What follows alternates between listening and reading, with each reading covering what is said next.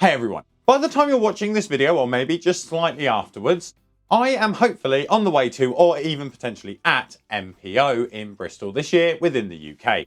And I'm going down there to enter a few models, and today I thought I would just take a small amount of time to go over the style of competition that MPO is, as well as the models that I'm going to be running down. Now, these are all the models that we're essentially taking down to MPO. However, a lot of them are from the channel. Some of them aren't, but a lot of them are. So rather than go through and describe models that you've seen us paint on the channel and therefore don't need the info, instead what I'm going to do is talk about MPO the competition while we have some images of the photos and the categories they're entering into scrolling through in the background. With no further ado then, let's jump in. Miniature Painting Open, also known as MPO, is an open style painting competition which is run by the team over at Cult of Paint.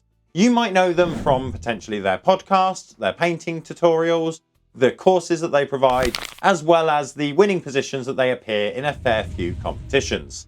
MPO has occurred a couple of times in the past in a couple of different forms, but this week is the in-person event, which is going to be happening in Bristol within the UK. Now, if you happen to have booked a ticket for MPO and you're going to be at the event, you will obviously have the chance to check out some of my models in the actual person if you are interested, but also if you have time, drop a comment and we might be able to also have a catch up. With that all said, we're now going to be talking about the style, structure and categories of the overall MPO competition. Miniature Painting Open is an open style of painting competition, but we need to discuss what that means. First, let's talk about the more commonly known, which is a tiered competition. These are things like Golden Demon, where you may have 10 or 12 categories, but you are only able to enter one model into each category, and each category has a single gold, silver and bronze position.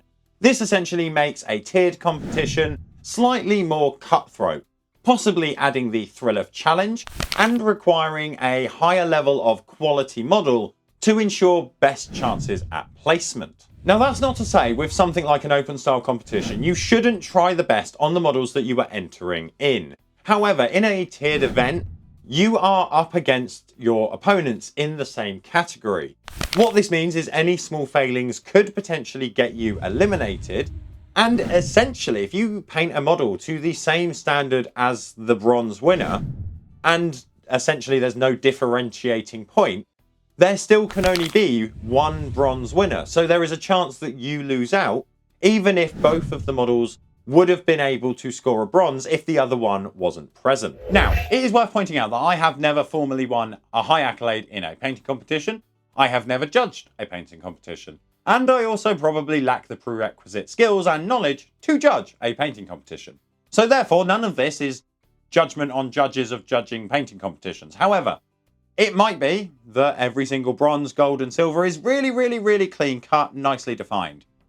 But I imagine that probably isn't the case. And therefore, there will be times that models are potentially eliminated from a bronze, even though they deserve it. Whereas, let's now flip over to an open style competition. In an open style competition, there is essentially no limit on the amount of awards that can be given. Yes, there may be set categories and set awards for things like Best in Show, Best Diorama or Best Storytelling, which naturally can only be awarded to one entrant due to the fact that it's a Best in category. However, for all of the normal accolades, think your bronzes, your golds and your silvers, if you paint a model to a standard that is worthy of a bronze, you will obtain a bronze. And what that essentially means is you are no longer competing against the other artists that are bringing things to the show and the competition.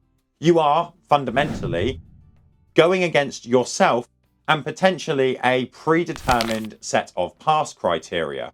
Whether this is consistency, techniques, or overall scored on a curve based on the overall models that have been submitted.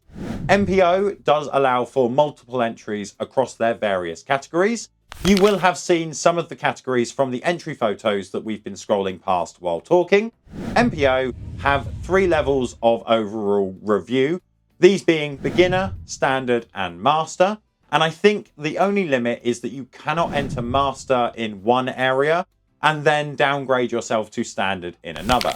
But I can't see anything that says, for example, you can't enter both beginner and standard at the same time. The limit seems to only be if you enter the master category. Then there is also a fourth category, which is essentially display only. So this is if you didn't want your model viewed by a judge, but you're just passionate and keen to show it off. This is actually what I was planning to do with pretty much most of the models that I'm taking down. But unfortunately, what I ended up doing was not changing the setting on the form from standard to show off only. And now all of my models are entered into the standard category for either painting, diorama, etc. With that all said, that's just the way it's going to have to be, and hopefully it's not going to do me any harm having those extra models in the viewing. However, that does mean they're all in and I do have to submit them under standard. There's a chance I may be able to move some over to exhibit only on the day, but we're going to have to see. In regards to categories, there are 3 categories which pretty much cover everything. There is a painting category, a category for diorama and storytelling, and then finally there is a vehicle category. This is nice and simple and splits it up. So we've got dioramas and jewels, which can go into diorama and storytelling. Anything that isn't that will go into painting, unless it's a vehicle, at which point it goes into the vehicle category. We are entering a combination of painting and storytelling categories, all at the standard level.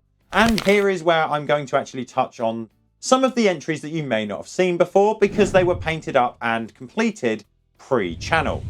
This is one of the older ones that I wanted to show off. This is an old jewel that I made for Golden Demon a few years ago. The champion model kind of dates when this model and diorama was built because it was built the same year that that model came out. Now this model did take a little bit of converting. We had to first cut off and reposition and resculpt some of the champion's arms so that they were on the correct plane with the chest of the apostle. Obviously, with the apostle, we had to lop the arm off and things like that, and then we had to build the base as well. Both of the marines are on a tree, and I've got it so that the champion is kind of running up the length of the tree to engage the apostle. Hopefully selling that idea of Space Marines being light-footed, tactical, and forceful, as well as being adaptable and able to fight sprightly. And we did include some dent marks into the wood where the footsteps from power armor would have been. I will admit that I am not sure on who is judging the event this year or whether it's ever been announced beforehand. During the 2024 event, the judging panel to my knowledge consisted of Andy Wardle, Richard Gray and Albert Moretto Font, and it could be the same this year, it could be different. But either way, it would be nice to get an understanding of my position in the painting landscape. I am going in truly assuming that I am going to get absolutely nothing in the form of accolades, and that's partially because I've seen what the past entries look like and they are generally above my level in my opinion. But I am also aware that MPO is one of the ways that the team at Cult of Paint like to generally celebrate the hobby of miniature painting, looking at stunning models, having a good time and a general hobby related fun. And to be honest, I would like to be part of that, submit the models that I'm happy and proud of, even if I know that I'm nowhere near the standard level. With that said, there are, however, 3 models that I think may have a chance at scoring some form of something. These being the recently completed Hide, Seek and Destroy diorama, which we completed with the application of 6 litres of resin. The downside, that 6 litres of resin bubbled and has essentially rendered it to the point that I imagine it's likely to be passed over pretty much straight away. But it is a large piece, it could be impressive, so it's up there.